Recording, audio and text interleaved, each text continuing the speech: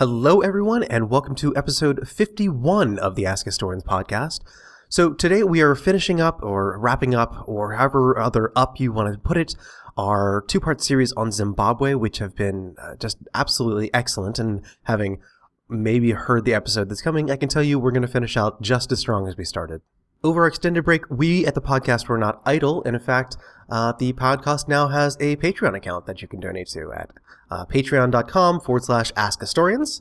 Now, many people may not realize this, but basically I've been paying all the hosting costs for this, and while it's not exactly the most onerous of costs, it does, I would basically just like everyone's support to help expand out into other hosting platforms like SoundCloud, to invest in new or to replace any broken equipment that may come up. I live in fear of hard drive failures, and to work towards some of the goals of the community, like sending people to the American Historical Association meeting, as we did this year with the help of our fundraiser drive. All the goals are very modest right now, basically just looking at kind of basic hosting costs and things like that. But we have some plans in the works that if it does kind of take off, then we might do things like monthly raffles and giveaways of historical works or books recommended by our guests, or occasionally even written by our guests, or other kind of little perks and fun things like that. So once again, go ahead and go to patreon.com/AskHistorians. Literally, you can donate $1 a month, and we will thank you. And if you donate $5 a month, we'll thank you in the discussion posts. So yeah, little perks like that. So once again, thank you all for listening, and thank you in advance for all of your support. In the meantime, let's get back to what you're actually here for, which is talking about Zimbabwe. So in this episode, we're going to pick up where we left off, which was looking at how southern Rhodesia was reacting to the wave of independence movements, which is sweeping across Africa in the kind of mid-20th century. And of course, the answer to that is they did not react well. They did not react well at all. We'll talk about the Unilateral Declaration of Independence that was issued by Southern Rhodesia in the 1960s, and its kind of official break from Britain. We'll look at the increasing militarization of the ZANU and ZAPU nationalist forces, or parties at this point, which then become nationalist forces, and the guerrilla war that breaks out that's commonly known as the Bush War, which dragged on for many years, culminating eventually with the Lancaster Agreement, which saw the creation of Zimbabwe Rhodesia, this new theoretically integrated state, which would then lead to, of course, the surprising victory and stunning victory of Robert Mugabe and his party. And of course, that brings us into independence, and we're not going to stop there. We'll talk about Mugabe's rule throughout the 80s and 90s, and even kind of shading into the present. We're not only going to discuss some of the early, very kind of political and ethnic violence that he initiated on the Shona people with the interesting help of North Korea, but we'll also talk about the land distribution program, which was going to be supported by Britain and the UK, and how that failed. We'll talk about the political instability, well, or I guess you could say political tightening. Dictatorships tend to be quite stable in at least one sense of the word, that you always know who you're voting for when you go to the polls. We'll also talk about the hyperinflation and how that's kind of in combination with the other factors that we've been talking about, have led to Zimbabwe having a certain kind of symbolic feel to a lot of people. In the fact that, once again, I think we started by saying that Zimbabwe is a place that often gets discussed more as an idea rather than something that gets discussed on its own historical facts, merits, and basis. So a large part of the kind of final closing epilogue to this two-parter will be discussing those ideas.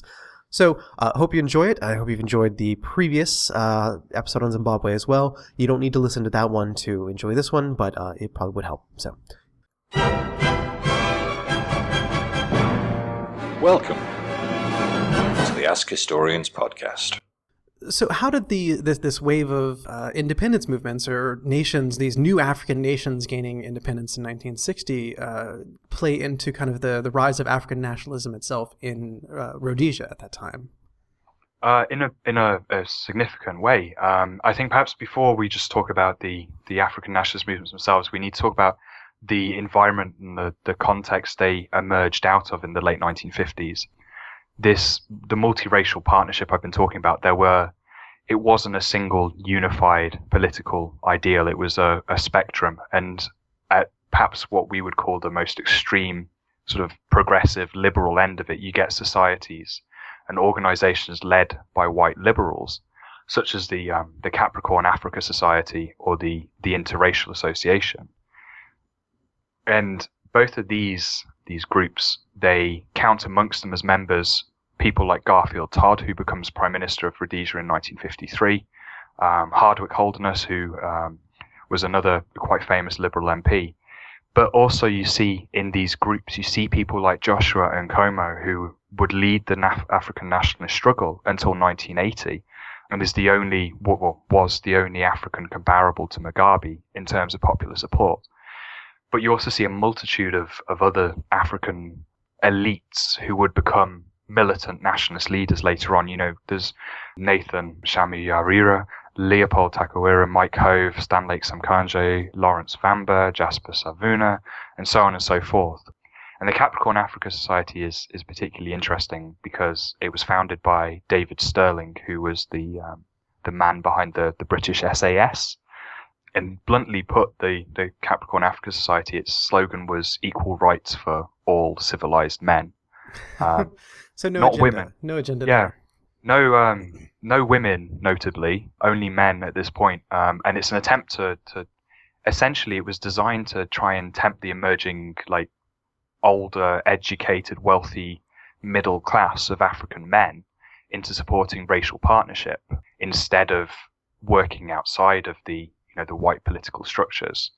So it was kind of trying to head off or kind of be a breaker for this wave of nationalism. Exactly. It's designed to prevent, David Stirling, the founder, he said himself that it was designed to prevent an African nationalist movement from gaining support. It offered Africans very little, but it simply asked them to behave in return. And so for a period, throughout the early 1950s, you see this white liberal-led multiracialism sort of providing Africans with a schooling in how politics in the colony worked. And then to get back to the point you made originally about the emergence of African nationalism, after that slight detour, genuine African nationalism emerged in 1957 with the creation of the Southern Rhodesia African National Congress. In the 1940s and 1950s, you do get African political parties, organizations such as the various African trade unions or the sort of very localized parties like the Bantu Congress of Southern Rhodesia. You do get these very localized parties, but they don't challenge white rule. They just sort of provide a voice for African grievances. So these were focused on more kind of local or trade related concerns or something. Absolutely, they're trying to rectify racial discrimination rather than up in the entire system. Yeah, exactly. They're trying to work with the government. It's an attempt to gain specific and tangible objectives. But what you see is in the mid-1950s, you see a younger, more militant generation of Africans who actually begin to question the status quo. And, inspired by what's happening in South Africa, what's happening in Ghana, what's happening in Nigeria, what's happening across the continent, they form their own organizations. They form what's known as the City Youth League, which is completely against multiracial partnership. It rejects politics, elitist politics. It rejects this idea that only Africans who, are sufficiently civilized should be allowed to have a say in the running of the state. They basically call any Africans who have worked with the government sellouts. They demand the immediate transfer of rule to the African majority. And you mentioned as well the Central African Federation as playing a role in this, and that is exactly right. The Central African Federation encouraged this spread of anti-colonial ideals alongside South Africa. So you've got Rhodesia in the middle being battered by nationalist African agendas from the north and the south. The formation of, it's no coincidence the African National Congress can be found in South Africa, in Nyasaland, in northern Rhodesia, and now from 1957 in southern Rhodesia. So in a way, in expanding, in basically informing a greater southern Rhodesia, it essentially opened itself up for an increasing spread of, African nationalist ideas from all directions. It does, and it's something which academics have been working on fairly recently. This idea that these trade routes, these migration patterns, the fact that there were Malawians working in southern Rhodesia, and you only have to read any of the autobiographies of Joshua and Nkomo or any Rhodesian African leaders who always inevitably spend a couple of chapters early on in their life working in South Africa, and they are inspired and they learn new ideas, and they realize that there is a form of opposition politics which doesn't involve working with the white state. And at the same time, of course, the British government itself is pushing an idea of majority rule and then independence, not the other way around. Yeah, you get this something called NIMBA, which is the no independence before majority rule. And Harold Wilson in the early 1960s, he makes the famous winds of change speech. There are, again, paraphrasing, there are winds of change sweeping across the African continent. And from sort of this point onwards, Rhodesia begins to feel isolated. The Southern Rhodesian African National Congress, it begins to draw in popular support from both the African elites and both from the younger militant nationalists. It's anti-colonial, it's anti-federal, it's anti-minority rule. And presumably it was rapidly cracked down upon. Yeah, for 2 years it was tolerated, but no more. It was watched closely. Elements seen as being too radical were quickly removed from public life through arrests and detentions, and laws were introduced specifically to curb this sort of rising racialist policies from both from the African state, from the African population. And it all boils over in 1959. You get these mass protests in African townships being African-only areas in sort of, I suppose you'd call them suburbs of the major sort of cities in southern Rhodesia, which are Bulawayo and Salisbury. But in the townships, you see these mass protests in southern Rhodesia and in Nyasaland, which the white state can't ignore. And so you get a state of emergency declared. You see literally thousands of Africans arrested and detained. You see the Rhodesian Prime Minister, who at this point was now Edgar Whitehead, and the federal Prime Minister, Roy Welensky. They ban the African National Congress in all 3 federal territories. And they word it in such a way as to portray themselves as preventing racial extremism within the federation. And then this becomes the pattern for the next 5 years. A new African party emerges, only to be banned shortly after. So you get the National Democratic Party, which replaces the ANC. You see the National Democratic Party banned, and it's replaced by the Zimbabwe African People's Union, ZAPU. And ZAPU is later, or I guess even at this time, becomes associated with Nkono, right? Yeah, Joshua Nkomo, yeah. Throughout this period, Joshua Nkomo is the leading figure, in the Southern Rhodesian African National Congress, in the NDP, and now in ZAPU. The leaders and the followers remain the same, but the name changes. So you ban this group, we'll just change the name, essentially. That's exactly what the African Nationalist spending a lot on signage at this time. It is, and it's literally just semantics to get around the law. The Rhodesian state is introducing laws which, people are being arrested without charge. You can be detained without charge. You can be restricted to a specific area without ever having gone in front of a court or without ever having even been charged with a crime. So you see Joshua Nkomo get huge support, huge popularity. When he returned from an international fundraising trip in 1962, 20,000 Africans lined the streets and walked with him from the airport. And so the white state is a bit cautious at this point of sort of acting too harshly. But at the same time, they're doing these more kind of law and order kind of actions of saying, oh, no, we're just removing the radicals in the distance. You get the Unlawful Organizations Act, which is specifically designed to ban meetings over 20 people. It's basically an excuse for a white police officer to be present at any African political meeting.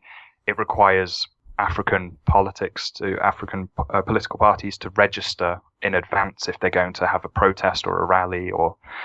But then in the early 1960s, you get four sort of important things which happen, which changes the sort of entire relationship. You see, first of all, in 1962, a white political party called the Rhodesian Front emerges and is elected into power on a platform of increased racial segregation, and it immediately begins a fiercer crackdown on African political aspirations. Secondly, in 1963, you see Nyasaland and Northern Rhodesia, who have been engaged in a much more violent struggle over the past year for independence. They are given their independence by Britain as Malawi and Zambia. The federation collapses, and Southern Rhodesia becomes suddenly a pariah on the continent. Its only friends, its only allies are the Portuguese colonies and South Africa.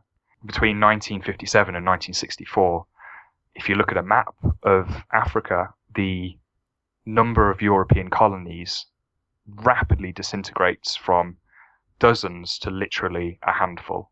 So Southern Rhodesia finds itself on a route of isolation and confrontation, not only with the African continent as a whole, but also with the British government, who granted independence to Zambia and Malawi. And then the third sort of major event which happens in the early 1960s is when in 1963, ZAPU, the Nationalist Party, splits into two.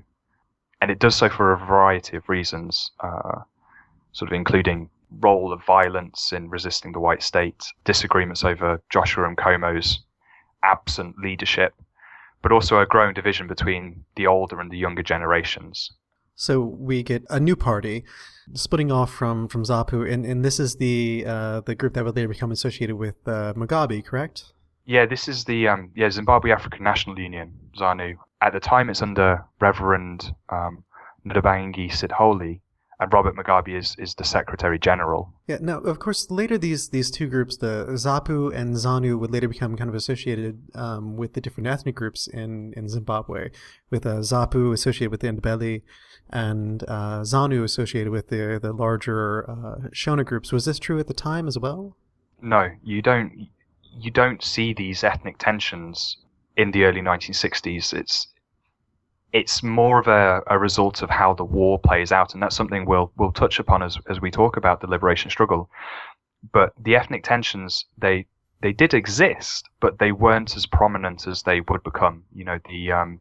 Joshua Nkomo, the leader of ZAPU, was Ndebele, and Robert Mugabe and Ndabangi Sidholi, they're both Shona. So you do begin to see these tensions, but it's not as divisive an element as it would become. Now, of course, in 1965, I believe, all of this simmering tension and international pariahhood comes to a boiling point, essentially, with the Rhodesia declares itself unilaterally independent. It does, yeah. November 1965, the Rhodesian Front government, but now under a man named Ian Smith, they're growing increasingly frustrated that they can't stop the African nationalist movement, and that Britain won't grant them their independence until majority rule is declared. So they declare something called the Unilateral Declaration of Independence, which was essentially a bastardization of the American Declaration of Independence. They quoted it word for word. I mean, did they include the terms like liberty and pursuit of happiness? No, they remove bits like the rights for all men and, all the bits which they don't find particularly appealing. But it's essentially a response to, it's essentially an intention to guarantee white rule for the immediate future. What was the Rhodesian Front? I mean, what was their, of course, there's the idea of wanting to cling to what they've always known, this kind of fear of losing, this minority rule. But I mean, what were they? Why were they so staunchly opposed to majority rule? We talked about it briefly before, but there was this idea of black peril, this idea that Africans weren't civilized enough to rule themselves, and that anybody in any whites in an African ruled state would be in jeopardy. And of so course, I assume they were pointing towards the chaos that was going on in the transition from colonial to new African governments.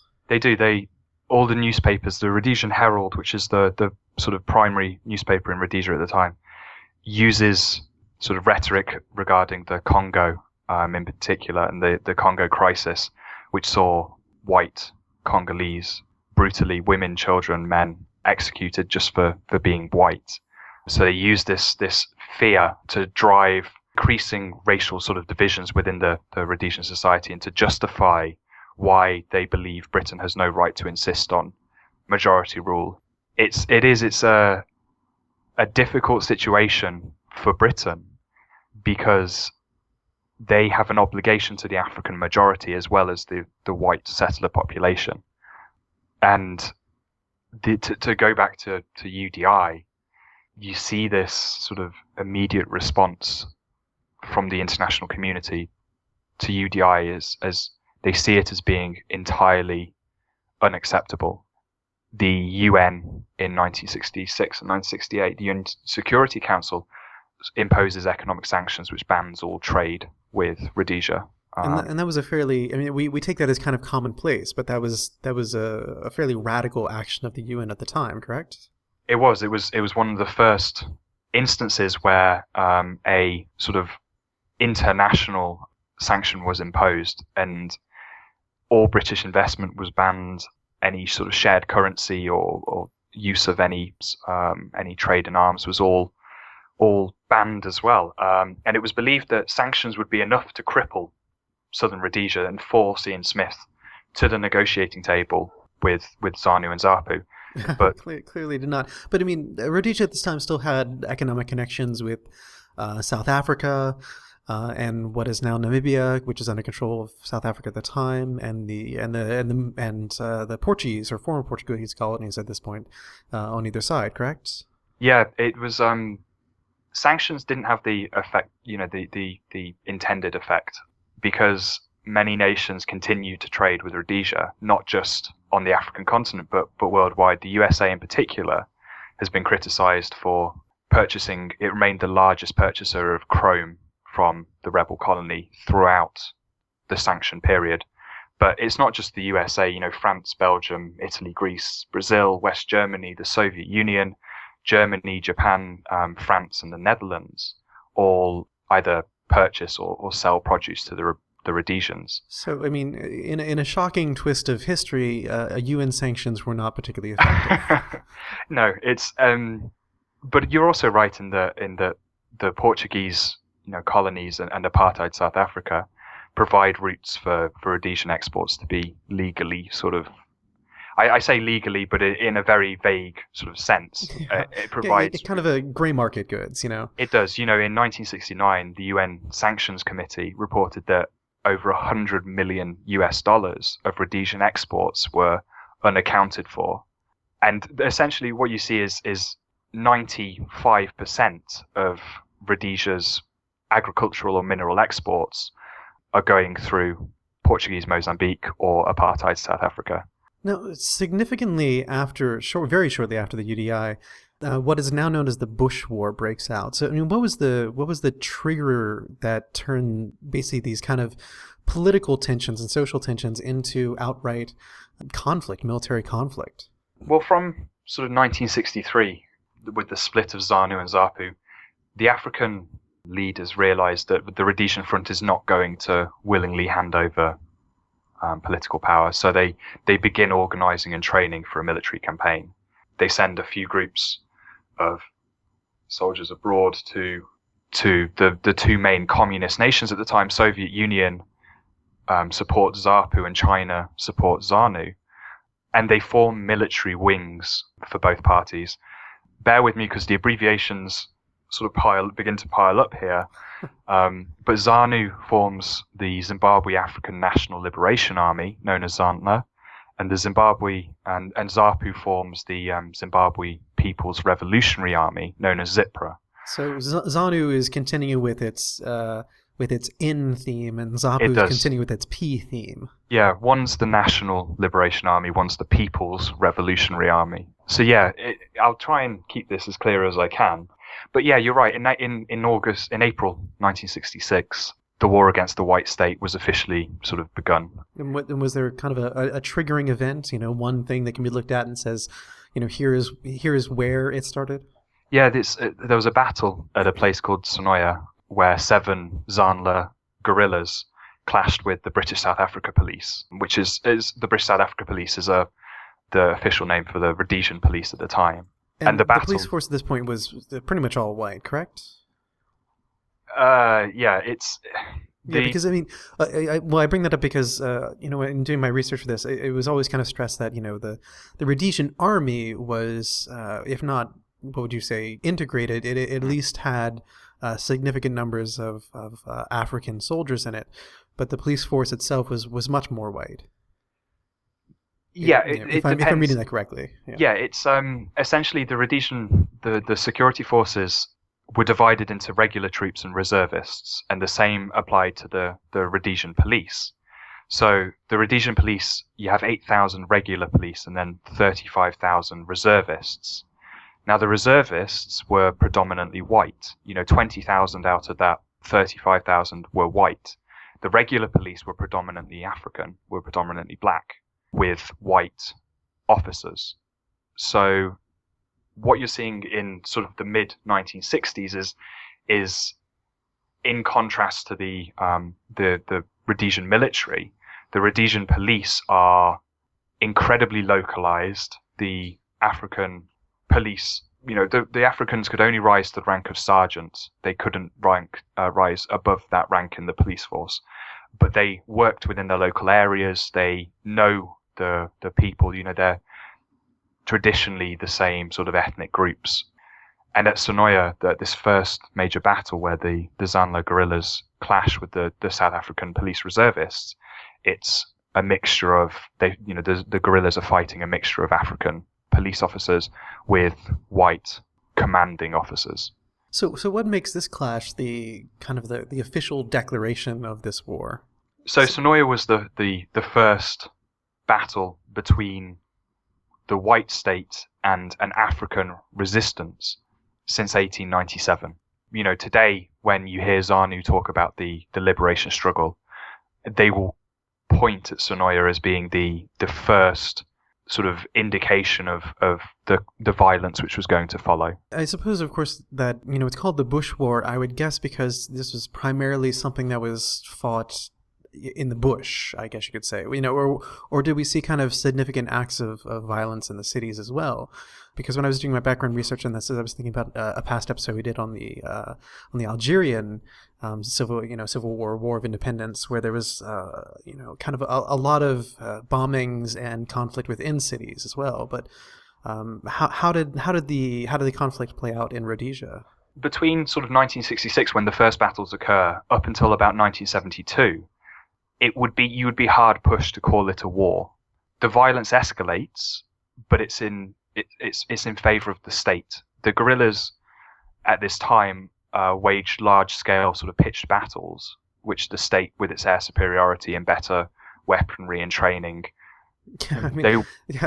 usually pitched battles are not good ideas for guerrilla forces. No, exactly, and the state wins decisively. There's staggering statistics that between 1966 and 1968, the Rhodesian military lost 13 men, whilst killing 150 guerrillas and capturing 300 more. So, until sort of the early 1970s, you have the nationalist forces are seen as little more than a minor nuisance. They're badly trained. They make rudimentary errors. They allow themselves to be easily tracked. And the state's air superiority basically ensures that the insurgency, the sort of military actions, are little more than a sort of a resistance movement, sort of confined to rural areas. So, what escalates this then? Because I know, of course, this war also gets very wrapped up in the Cold War as well, with the idea, because you mentioned previously that ZANU had been ZANU was the one trained by the Soviets or the Chinese, correct? Yeah, and then ZAPU was getting support and training from the Soviets. The Soviet Union, yeah. And the problem is, it's quite difficult to divide the Rhodesian propaganda at the time from the nationalist sort of intent, because the Rhodesian government realized its best sort of chances at repairing relationships with the international community was to portray themselves as being the sort of the last stand of capitalist Africa against the communist forces to the north. Yeah, so doing the classics thing of saying, no, this is not a nationalist revolt, this is a communist revolt. They do, and they begin to use slang. The Rhodesian government begins to dominate the discourse by calling the guerrillas terrorists, communist terrorists, and this persists from the sort of early stages of the war right through until the late 1970s. And they try and portray this as, the sort of encroachment of communist manifestos across the continent. The reality is obviously a little bit more nuanced than that. Undoubtedly there was communist influence on, or perhaps more accurately, a socialist influence on the African politicians.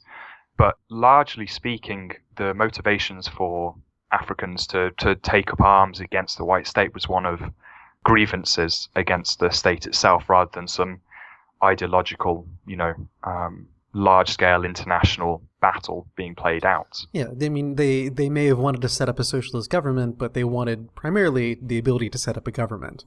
Exactly, and you see a lot of first-hand accounts talk about the fact that it was this idea of racial segregation was perhaps more of a factor for them than this desire for even a socialist state.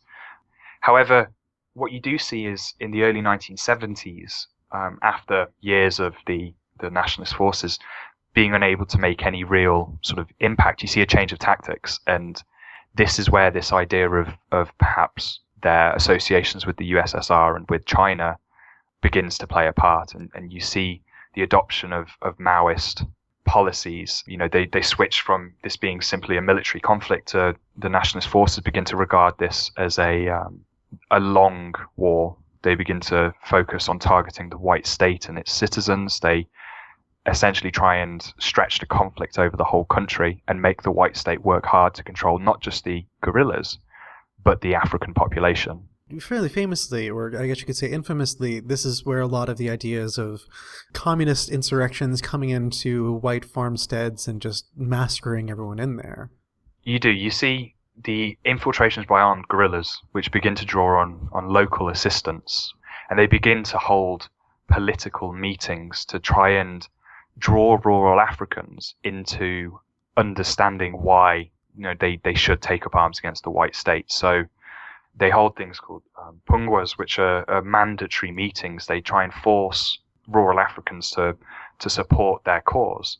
And you're, of course, exactly right that this is where you get this idea that it is, the rural Africans are being forced into a communist-led movement. But regardless of this, what you do see is that by the end of 1973, ZANU forces are much more established in the northeast of the country, and they're beginning to utilize the hit and run tactics, which guerrillas around the world have been able to, which are more suited to fighting a state security forces. And what is ZAPU doing at this time? Well, ZAPU begins to establish large camps basically ZAPU gets support from Zambia, so they begin to establish large camps on Rhodesia's borders in Zambia, with the intent of training guerrillas, training nationalist fighters in Zambia before infiltrating them into the colony. And in 1974, ZANU does the same thing in Mozambique, because in 1974, there's the revolution in Portugal, which sees Mozambique and Angola granted their independence. So Rhodesia finds itself now with only one ally on its borders. It's now got three hostile nations, Mozambique, Zambia, and Angola. So yeah, it's very, by 1974, it's a very different situation in the country. Now, are ZANU and ZAPU, are they coordinating attacks? Are they working together at this point? At this point, no. At this point, it's increasingly a case of they're just trying to gather control over smaller regional areas. There's a intra-African disputes, internationalist disputes do increase, but in reality, it's not until the late 70s that these actually boil over into large-scale conflicts between ZANU and ZAPU and their military wings. In 1972, between 1972 and 1974, there's Operation Hurricane, which is a sort of a last-ditch attempt by the Rhodesian security forces in Mashonaland, in the northeast of the country, to sort of quell the resistance to quell the insurgency before it can spread further. Now, is this when we see like the entire country being divided up into various zones of operation? You do. You see because of how ZAPU and ZANU are establishing themselves. ZAPU being based in Zambia and ZANU now being based in Mozambique. You're seeing ZAPU beginning to operate much more in Mashonaland, in Matabeleland, and ZANU operating in Mashonaland. And you see this division of the country very much in the framework of the pre-colonial era. You're beginning to see these ethnic tensions beginning to rise to the front again. The white state struggling at this point. By 1975, it really is. Sanctions, although not perhaps working in the way they were originally intended, are beginning to bite. By 1975, especially South Africa is also beginning to withdraw support. So over the space of 3-4 years, but in the mid-1970s, Rhodesia finds itself increasingly isolated. The collapse of Portuguese colonial rule, the South Africa's decision to focus domestically rather than elsewhere on the continent, means that you get this period called détente between 1975 and 1977. And that's followed, of course, by the internal settlement, where there was just kind of a move towards actually holding a more open majority rule election, correct? Yeah, before we get to the internal settlement, there's a bit more sort of motivation as to why the white state did pursue this policy. Between 75 and 77, the nationalist forces and the Rhodesian military both ease off their fighting. ZANU and ZAPU during this period begin to fight each other more than they're fighting the white state. But the main reasons why southern Rhodesia begins to struggle is that guerrillas began to target rural whites as viable military targets. In the mid-1970s, you see white farmers become the enemy. White settlers are now, anyone who opposes majority rule is now a viable target. So rural whites begin to face this campaign of fear and terror, and white society becomes increasingly militarized. The Rhodesian security forces are beginning to take losses, and they are beginning to struggle. So conscription is introduced at a much greater level than previously. Men are required between the ages of 18 and 50 to serve 9 months training, and then in the services, and then 3 years in the reserves to be called up at any point. So there's kind of a general militarization of white society. There is. Personal firearms become commonplace, especially in rural Rhodesia. Anti-vehicle mines are being placed on roads, particularly roads leading to farms. Attacks on farms are increasing. Rocket attacks in particular become a huge problem for rural whites. They begin to install anti-grenade screens around their houses. Their homes become essentially little fortresses. A kind of rebirth of the logger. It is, and it's this idea of white settler isolation, both in an international context but in a domestic context as well. And this is in the mid-1970s, you begin to see this phrase, gapping it, which essentially means fleeing into South Africa. And it becomes an increasingly sort of popular option. And so you get this, as well as the fact the war is dragging on, sanctions are beginning to bite, the nationalists are beginning to gain ground. You see the white population begin to decrease, which presents a persistent problem for the state as a whole. And this is the sort of us against them mentality, this pioneer spirit of white Rhodesians. This has become the sort of accepted view of the Bush War, as white Rhodesians call it, because a lot of those people who have written autobiographies, who talk on TV or radio about this, they are the ones who lived in rural areas, who were subject to this intimidation, this violence from the white state, from the African nationalist movement against white civilians.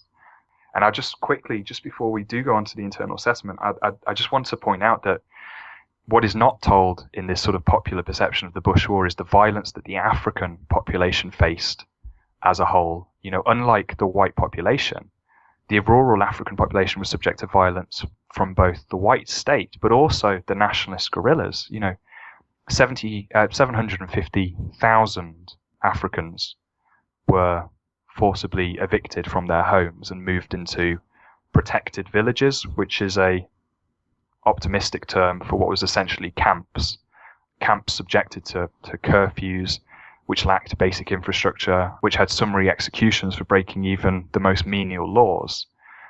And you also get these reports of airstrikes and punitive raids by the white state on civilians, African civilians, suspected of assisting the guerrillas. You see, you know, reports of torture by the police and the special forces on African civilians, and all of this has been recorded and documented, but it hasn't made its way into the sort of the popular, you know, memory of the Bush War because of who the authors are of the autobiographies which dominate it. So, I mean, at this point, we have, while direct conflict between the African national forces and the Rhodesian government have kind of slackened, but there's an increasing brutality across all levels of society. There's in 1976, in 1977, and in 1978, the white state carries out massacres of Africans at camps in Mozambique and Zambia. Whether these camps were viable targets or not is debated. You know, there were certainly guerrillas in training there, but they also contained women and children, refugees from Zimbabwe, from the conflict, who were killed in the raids. And what this did, these raids, they did assist the white state in some ways, in that they, you know, struck a psychological blow against the African nationalist forces. But at the same time, it also, in a way, forced ZANU and ZAPU to try and work together more. So you see the establishment of the Front for the Liberation of Zimbabwe with a joint military command, which essentially, although just a broad grouping, does begin to give this representation of a unified nationalist force within the country. That's not to say fighting between the nationalists stops. You know, there's in 1975, ZANU's chairman, Herbert Chitepo, was blown up in a car bomb in Zambia, and whether he was murdered by ZAPU or by the white regime is uncertain to this day. But it highlights the sort of the tensions, the individual tensions between the nationalist forces. You know, although they may appear on paper to be a unified force, they were really nothing of the sort. And this leads to the internal settlement. This, you know, these divisions were played upon by Ian Smith and the Rhodesian Front, who, you know, Smith in particular believed that by encouraging this infighting, he could weaken the nationalist forces and thus get majority rule by other means. Yeah, so tell us, what is the internal settlement then? Because we've kind of been dancing around that a little bit here. Well, the end game of the white state changes during this period, because what they begin to do is they begin to realize that international support, and through negotiations with international sort of assistance, you know, in 1976, Henry Kissinger arrives to lead a sort of Anglo-American attempt to bring majority rule through a peaceful means. What all this means is that the white regime has the idea of, in a way, returning to the multiracial partnership of the 1950s, and bring moderate African nationalists into the government, and then use that multiracial facade to sort of persuade the guerrillas and the international community that, you know, racial segregation is over, that the war could be ended and everyone could go back to how it was before, except with a sheen of Africanism, you know, over the Rhodesian government. So in March 1978, you get this this new attitude manifests itself in the internal settlement, which is technically known as the Salisbury Agreement, which sees Bishop Abel Muzorewa, the leader of the African National Council, and Reverend Undanabangi Sithole, who Sithole had been ousted by Mugabe from ZANU the year before, in 1975. Muzorewa and Sithole they agree to lay down arms and join a new multiracial government. In this new government, the whites would retain control of the judiciary, the civil service, the police, the armed forces, and perhaps most importantly, would have a blocking minority in parliament. But the idea was this would end the war. This would, end what was a very expensive war and allow the white population to regroup and rebuild and persist throughout this, throughout the African majority period. So it's like it's an armistice government, essentially. In ways, yeah, it's seen as a transitional government in many ways. The following year, in January 1979, elections are held, which are ostensibly free and democratic, and Muzorewa wins comfortably and becomes the first African prime minister of the country. The country's given a new name. It becomes Rhodesia, Zimbabwe. And there's the argument is that 1.8 million people voted in these elections, which is a significant proportion of the African population. And there's the argument that by 1979, the ordinary African population is as tired of the war as the white population, and wants to return to some semblance of normality, regardless of the sort of political nuances which come about. What about, what was the kind of suffrage at this point? Did you still have these kind of exorbitant hurdles to be able to vote? But it sounds like there was a much greater participation. They do. They reduced the qualification franchises hugely. The white state is at this point hemorrhaging money. It's costing about 1.3 million Rhodesian dollars a day to run the war. So, it's running out of commodities, it's running out of fuel, it's running out of reserves for its military forces. And, conscription is having such an effect on the white and the African population that, it's becoming the case that the white state is willing to essentially bend its knee to African majority in some form. What's interesting is that by 1979, the African, the military, the white Rhodesian forces are 80% African, 80% black troops. 9/10 of the country is under martial rule. By 1979, the Rhodesian Front knows the war isn't going to end well for them. ZANU's got almost 70,000 guerrillas either being trained or operating in the country. ZIPRA's got another 25,000 guerrillas being trained and some 3,000 operating in Matabeleland. Much of the nation has been is now under African control or it's been semi-liberated, as Mugabe was so fond of talking about. But the result is that the internal settlement came to nothing because Muzorewa had no control over the nationalist guerrillas. Yeah, because, when I was doing my research for this, I saw his name pop up and I thought, who?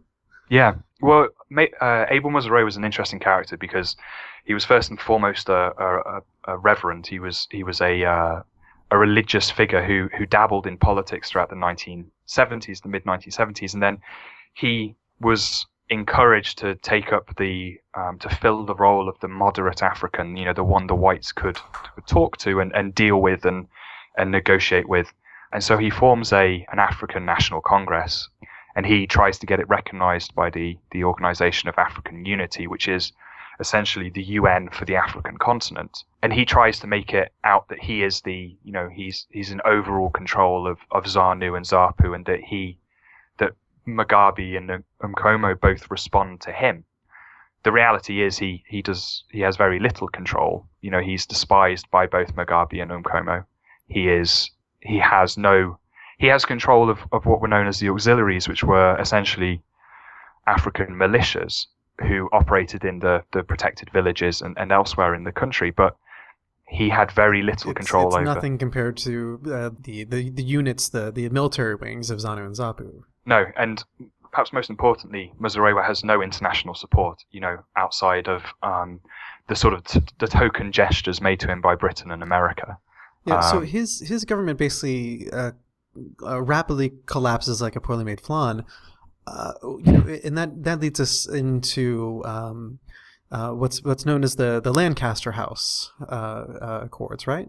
It does, yeah. Basically, ever since the Unilateral Declaration of Independence in 1965, Britain had maintained and declared loudly to anyone who'd listened that Rhodesia was its problem and that it would solve it itself.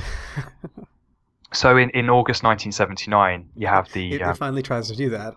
Yeah, exactly. You get a change of leadership in Britain. You get Margaret Thatcher becomes the new British Prime Minister, and at the Commonwealth Conference in 1979, she has been under pressure from her own sort of conservative government to recognise Muzorewa's Rhodesia, Zimbabwe, and lift sanctions.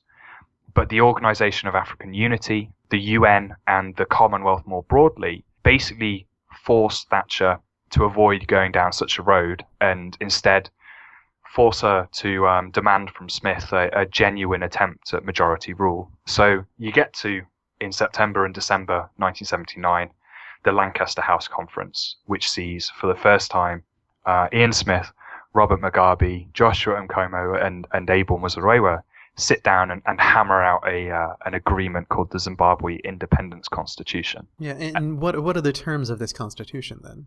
The new constitution, which was the sixth in 20 years, so they're getting through them at this point.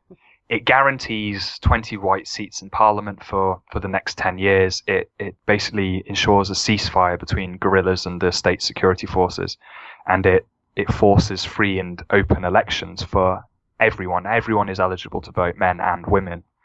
And is it at this point that we have the guarantee of land reform as well, this willing buyer, willing seller? You do. You get the Lancaster House Agreement has two other significant points, one of which is that the British and the US governments offer to financially support land reform in the form of this willing buyer, willing seller state purchasing.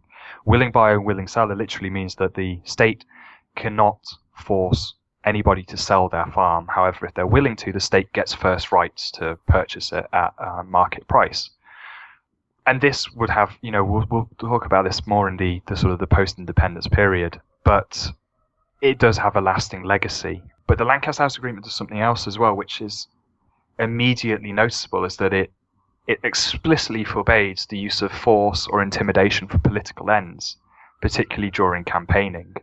And this becomes apparent, the problem of the Constitution being unenforceable becomes apparent immediately in February 1980, when the first elections are held on the basis of universal franchise.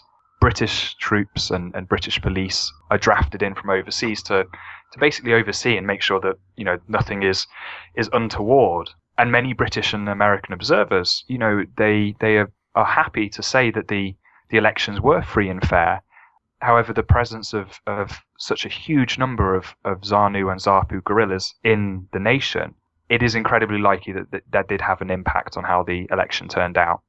So it's saying, technically these elections are free and fair, but there were an awful lot of men with guns standing around. There is, and the result is surprising to essentially everybody in the country and in the international community. The majority of spectators expected Abel Muzorewa and his United African National Council to win the most seats, perhaps having to form a majority with Joshua Nkomo's ZAPU, which is now using the name Patriotic Front ZAPU.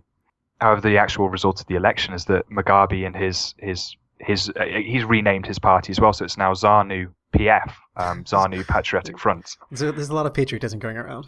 Yeah, well, Patriotic Front was the name given to the sort of the broad coalition ZANU and ZAPU formed in the very late 70s. So both of them are trying to draw upon this recognition of Patriotic Front as to being say that they're kind of the true continuation of this. Exactly. And the result is that Mugabe wins 57 out of 100 seats, which is well over the 50-seat majority needed. And apparently not what anyone had expected. No, this was entirely out of the blue. Joshua Nkomo won 20 seats and Abel Muzorewa won 3.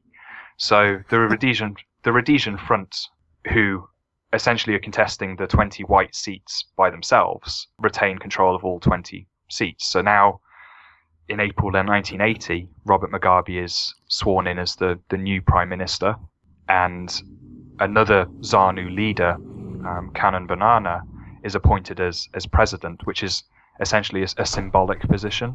Yeah, and may I just say also that, again, I know it's silly, but Canon Banana is an absolutely fantastic name. He passed a law making it illegal to make fun of his name. He was that sort of... If only Good Like Jonathan had thought the same. But yeah, the result is in April 1980, you see an independent Zimbabwe born out of this gruesome, sort of tiresome, expensive struggle against the colonial rule that in many ways had begun in 1893, almost a century earlier. But yeah, so I guess then we get onto the post-independence period, unless there's anything else we need to cover.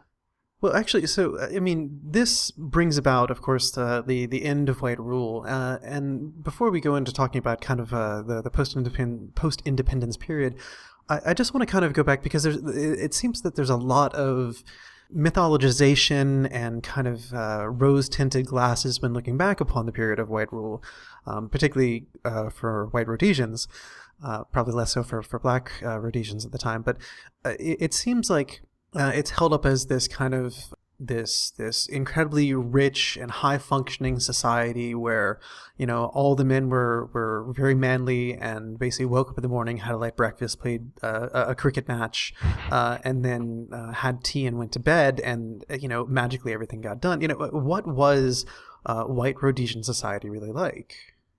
The problem with white Rhodesian society fundamentally is that for those who lived there during the period, which includes my own grandparents and family members, is that they didn't, just because they didn't witness, the other side of racial discrimination in the colony doesn't mean it didn't exist. There is no doubt that during the 1970s at points and especially during the 1960s, that Zimbabwe's economy, Southern Rhodesia's economy was outstanding. You only have to look at the fact that after UDI was declared, it was after UDI that Rhodesia's white population reached its peak, of just under 270,000 whites. You also have to look at the fact that it was at points the fastest growing economy on the continent, and there is little doubt that in many ways it was less racially divided than its comparable colony, comparable neighbor of apartheid South Africa. And Southern Rhodesian, white Rhodesian culture tries to reflect this. Like you say, there is this idea that, white Rhodesian men were men with their short shorts and their penchant for going out in the bush and doing, the hunting and fishing. And white Rhodesians were seen very much as being the embodiment of the pioneer spirit, which, in 1890 had settled the land.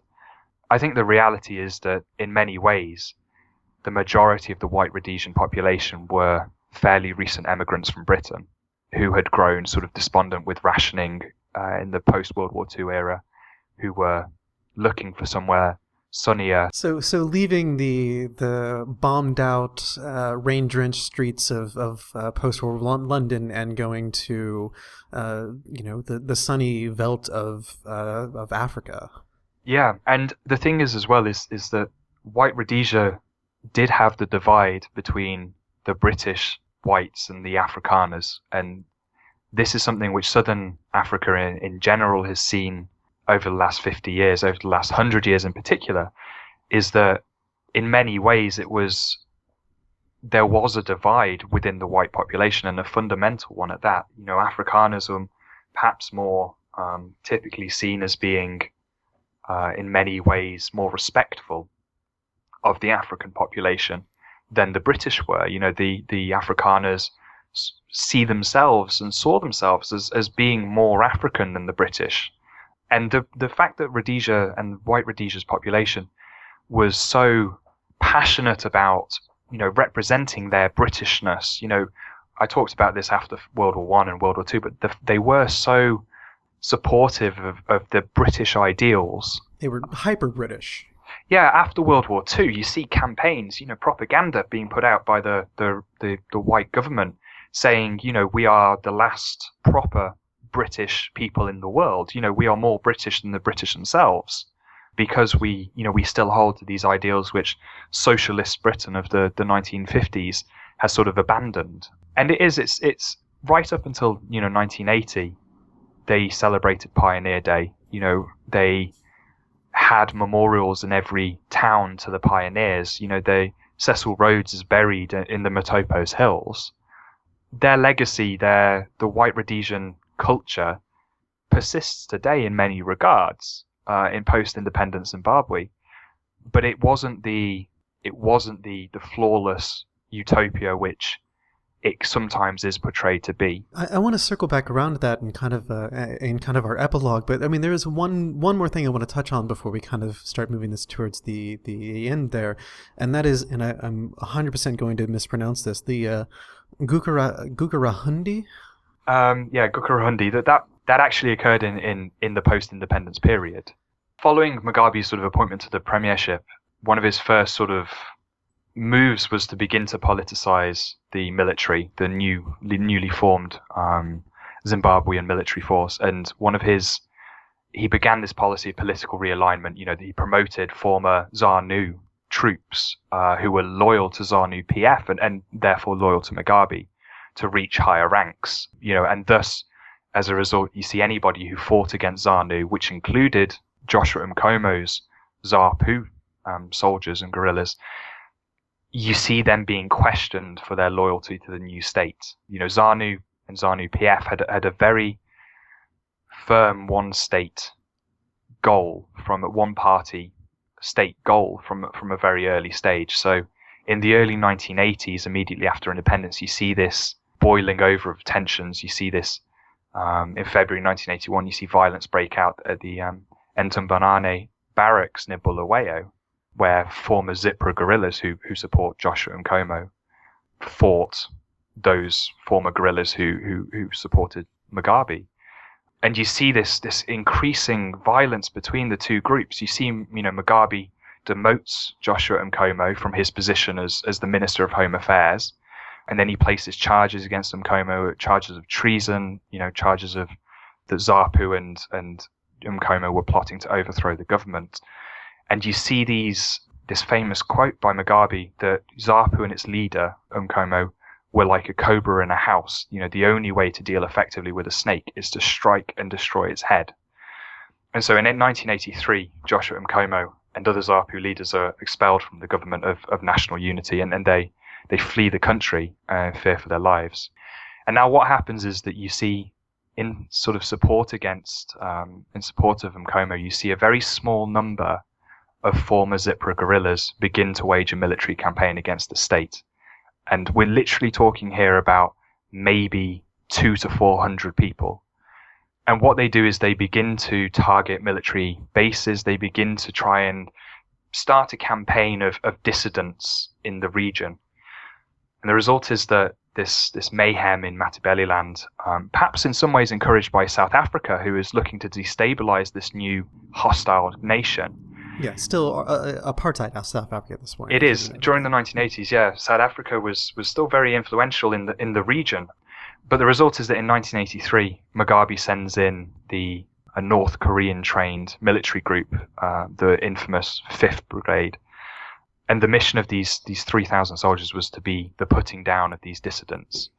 And it's given the name Gukurahundi, which literally means like the rain washing away the chaff from the wheat. So it's this idea of clearing out, anybody who's actively engaged in disrupting the state. Yeah, so I wanted to bring this up because just as for an epilogue of this kind of century of history that we've been talking about, I want to kind of move back into more of a meta discussion, because I mean there is this narrative told by certain groups of people that the decolonization of Africa essentially led to what were stable, prosperous colonial societies descending into cronyism, barbarity, and poverty, of which Zaire is usually pointed to, but particularly with the hyperinflation and the economic collapse that happened in the late 90s, early 2000s in Zimbabwe.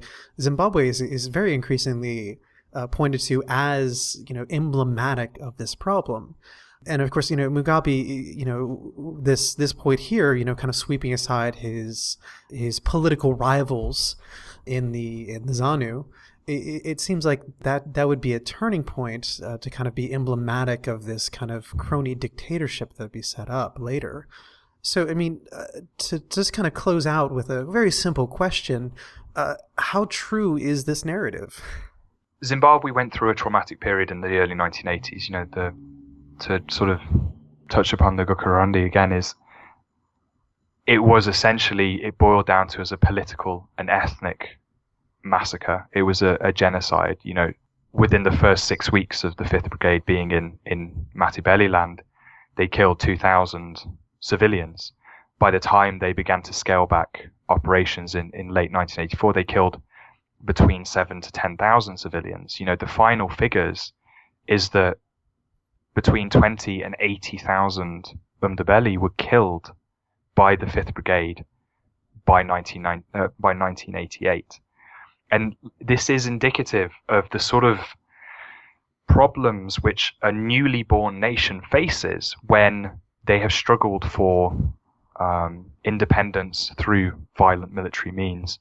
To sort of broaden the conversation again, you have this talk about state destruction, which is essentially what the liberation struggle was. It was a way of destroying an existing state and implementing a new state in its place. The original intention of Mugabe and ZANU-PF was to implement a socialist state where everybody was, entitled to land and the benefits of a society.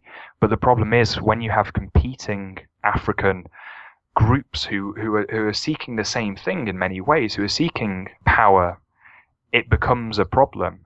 You mentioned Zaire, and Angola went through and continues to go through a very difficult situation, exacerbated by international interference in terms of the MPLA and UNITA. But Zimbabwe faces these problems, it continues today. Mugabe was not only well aware of what was happening in Matabeleland, but he ordered this policy of re-education for ZAPU supporters. Through his actions, he forced Joshua Nkomo to fold ZAPU into ZANU-PF and surrender, their positions in government. In 1987, Zimbabwe becomes a one-party state. That's kind of the narrative I was getting to. The fact that once he had ultimate control, the idea is that he produced nothing. Yeah, to sort of try and break down the post-independence period a little bit, you have the 1980s saw a lot of change in Zimbabwe compared to Southern Rhodesia. You saw this huge reintegration of these guerrillas into civilian life. Between 1980 and 1982, the economy grew by 21%, which is, far outgrew any of its neighbors. And in many ways, it was building upon the sort of existing profitable enterprises, agriculture and mining, with an end to sanctions and global investment. You do see these economic sort of resurgence. However, you do also get this problem of the economy is largely white-based and was during the 1980s and 1990s. Land, housing, communications, business, and social services such as education and health were largely in white hands. And so for many of the whites and many of the Africans, life didn't seem to change much despite the Mugabe sort of consolidation of power. So you do have this problem of this narrative of the collapse of the breadbasket of Africa. You do have this narrative that Africans and Mugabe in particular ruined a profitable white sort of economy, but the reality is that this was an unsustainable economy based upon racial segregation, even if it wasn't legally enforced racial segregation at that point. And you have to remember that during the 1980s, about 90% of Zimbabwe's food needs were still being met by the big white commercial farms, which Mugabe had sworn repeatedly to sort of gradually reallocate their resources and economic power to African hands. Yeah, this is the U.S. and British financed land reform. Yeah, well, the U.S. and Britain both pulled out.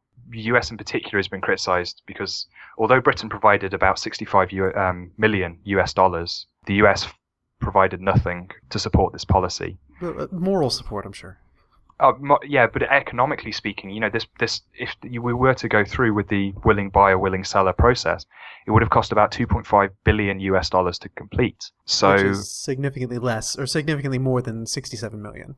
Yeah, so you have the problem that this policy of land reform, land redistribution, it essentially leads to very, very little resettlement.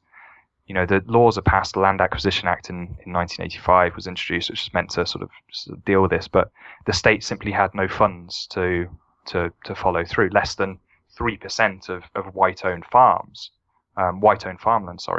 was reallocated in the 1980s.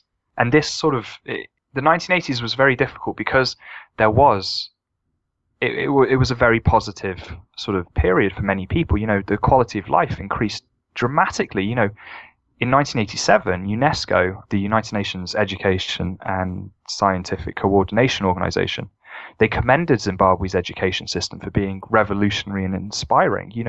More Africans became literate during the first decade of independence than during the entirety of colonial rule in the nation.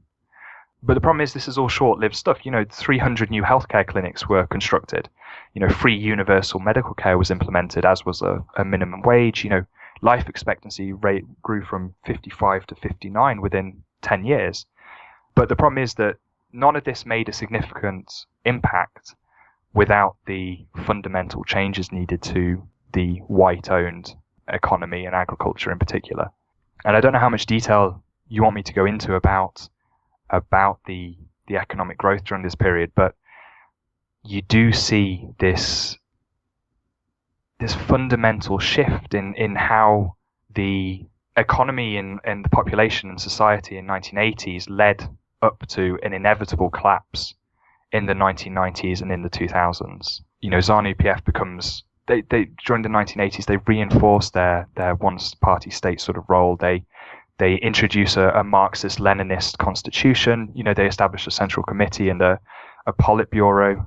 And in 1985, you have the general elections, which are in no way free and democratic. In all urban areas, intimidation and beatings occur, even inside polling stations. And the result is that ZANU-PF gains another 6 seats. So, yeah, it's incredibly difficult. It's a difficult question, of course, because it's still an ongoing process. Yeah, and there's a lot of events in the 1980s and 1990s which have had lasting impacts on Zimbabwe today. 1987, they abolished the role of presidents, which made they abolished the roles of prime minister and president, which made Mugabe essentially the single head of state. They made a new parliament where 30 seats are appointed solely by Mugabe. And you also see, in my opinion, 1989 is the most significant year for explaining what happened recently. By recently, I mean in the last 2 decades. And it goes some way to explaining how Mugabe himself became the despotic figure which he is today. And in 1989, what happened was Maurice Nyagumbo, who was one of the only nationalists able to control Mugabe, he resigned. And Enos Nakala, he also resigned. And then another founding member of ZANU from the 1960s, Edgar Takere, was expelled from the party after criticizing Mugabe. And essentially what this means is that from 1989 onwards, Mugabe is the only political figure in the country who has both the authority and the support. And he essentially can do what he likes. So in the 1990s, then you get this, the collapse of Zimbabwe, which is what you're talking about here. This narrative of the end of the collapse of colonial states, prosperous colonial states, into the sort of tyrannical African states, which the media likes to portray them as today.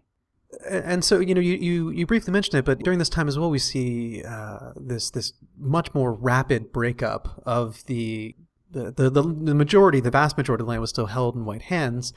And into the 90s, we see this very, very rapid and not particularly well organized breakup of the white estates. Yeah. In the mid-1990s, the Zimbabwean economy collapses, and it collapses in a very drastic style. Legacies of the 1980s and the guerrilla war and how veterans are treated, how the nationalist fighters are rewarded for their role, is particularly bad. During the 1990s, there's this huge decline in per capita income. The manufacturing economy shrinks by over a quarter. Zimbabwe's sort of whole economy begins to rely more and more on the International Monetary Fund and the World Bank. And then in 1990, they launched this disastrous program called the Economic Structural Adjustment Program, which is a program of austerity focused on trade liberalization, public sector reforms, and the privatization of public enterprises. And the ESAP creates permanent unemployment and economic insecurity for the majority of the population, while actually benefiting the already wealthy or landowning, which unfortunately in many cases is still the white population. And the result is that in 1997, in 1996 and 1997, there are marches against the ZANU-PF state by veterans of the liberation struggle who demand compensation for their acts during the war. And so Mugabe agrees to essentially pay them all a monthly pension and provide them funding for healthcare and so on. And this single act destroys the Zimbabwean economy. In one day, in November 1997, the Zimbabwean currency drops 73% relative to the US dollar.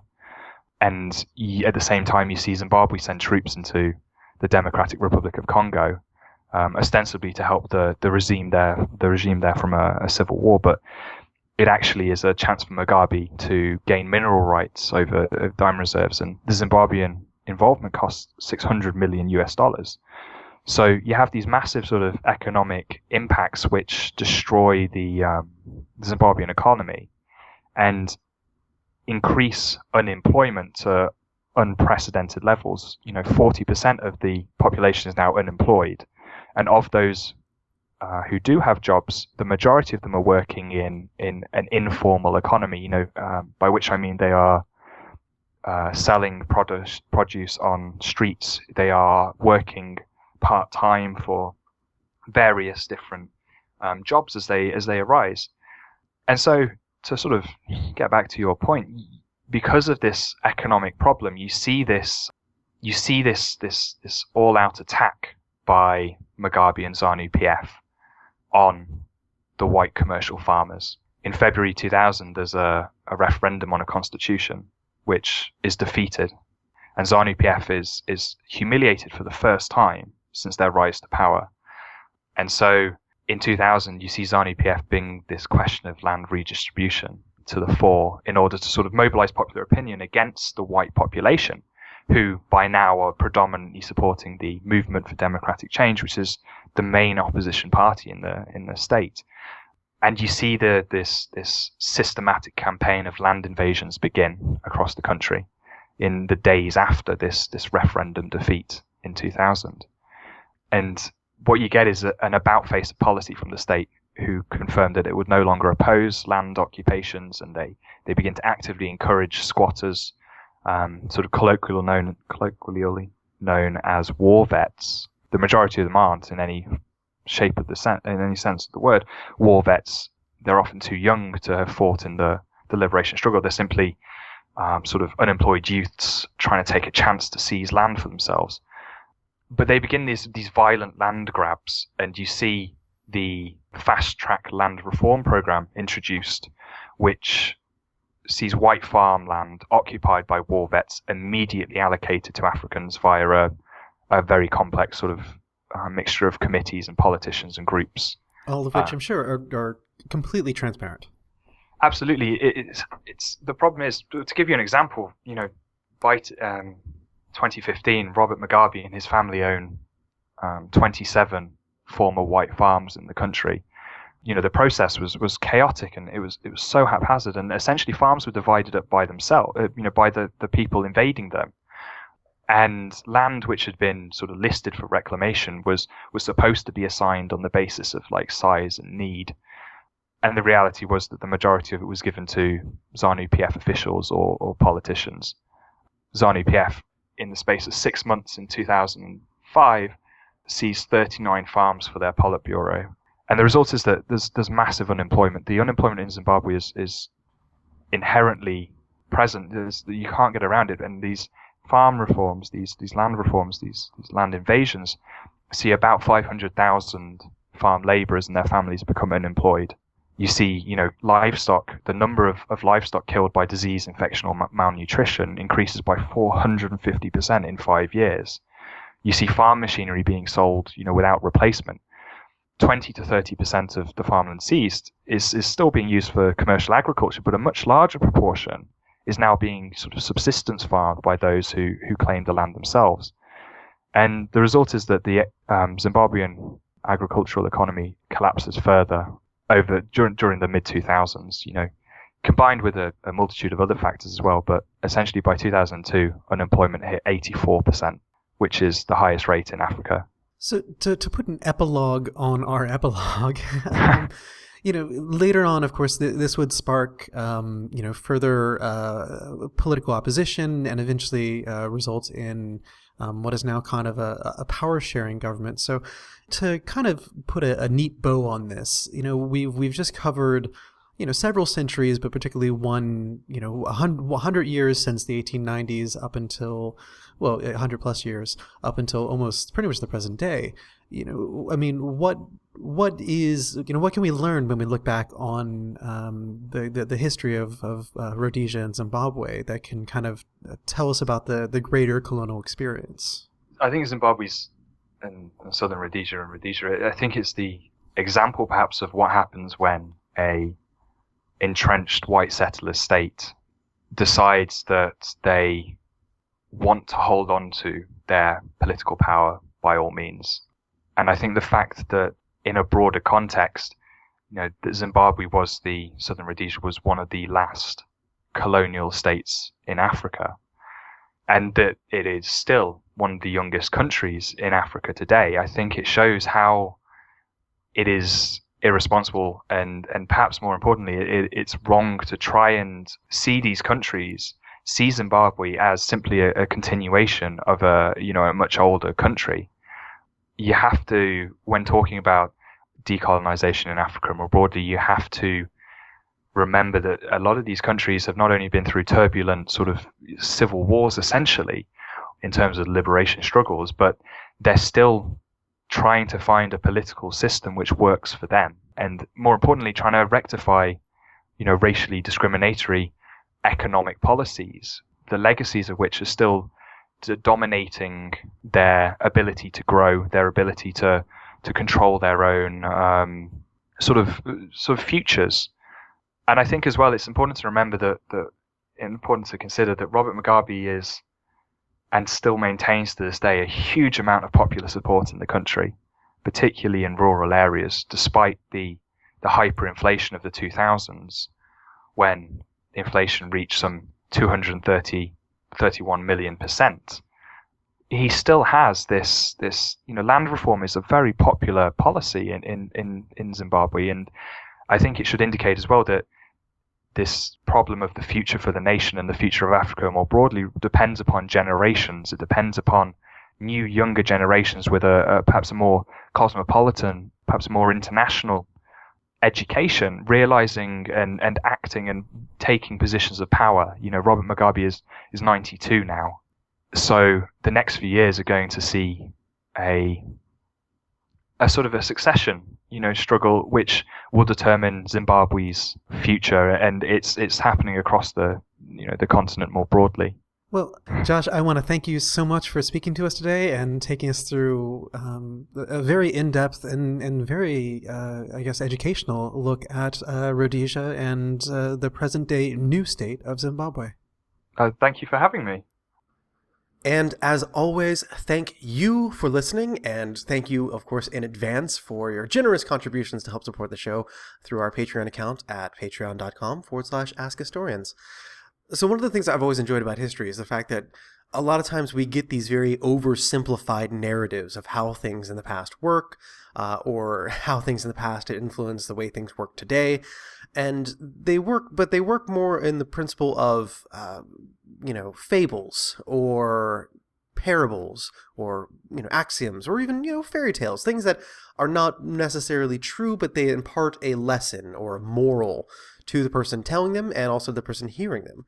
Well, unfortunately, with history, a lot of times when you break things down into the actual kind of cause and effect circumstances and look at the various factors that are coming into play and all the influences that can really combine onto one single thing and then explode out into a multiple of outcomes, those narratives tend to, well, let's just say that their oversimplification tends to start showing.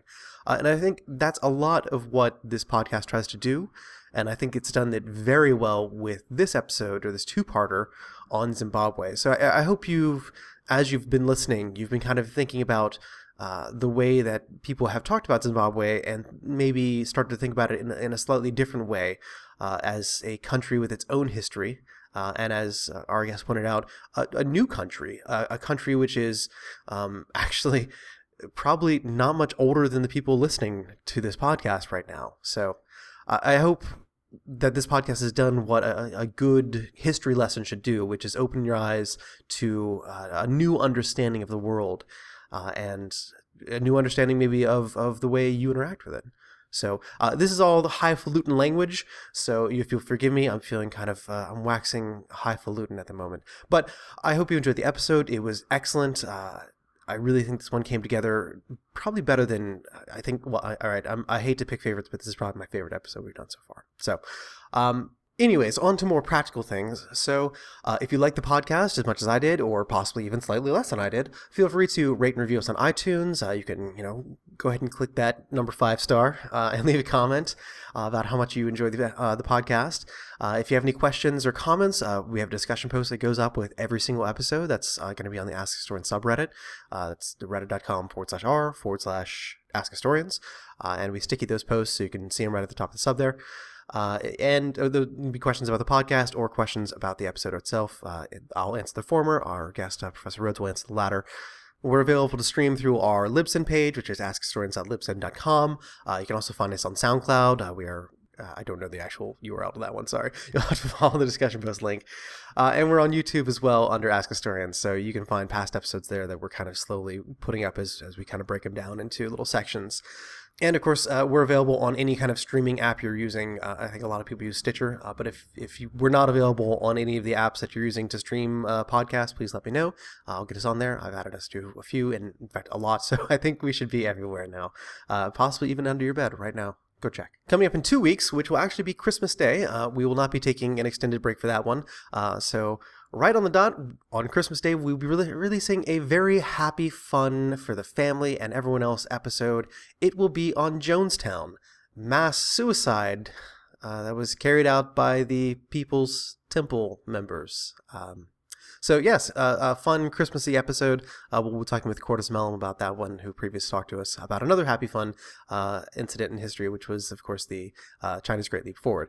So she's the bringer and bearer of bad news, but hopefully you enjoy the episode. It's just a lot of in-depth information into it, and we'll be integrating some of the clips from the infamous death tape, although none of the more disturbing parts, just some of the things to kind of illuminate the way that the people were feeling about this, and you can kind of let them speak in their own terms, because I think part of the impetus for doing this episode, I know on Cordes' part, was to kind of focus less on Jones and more about on the people and the People's Temple, the institution and the people that made it up, rather than on this kind of messianic, megalomaniac cult leader figure. So that'll be coming in 2 weeks.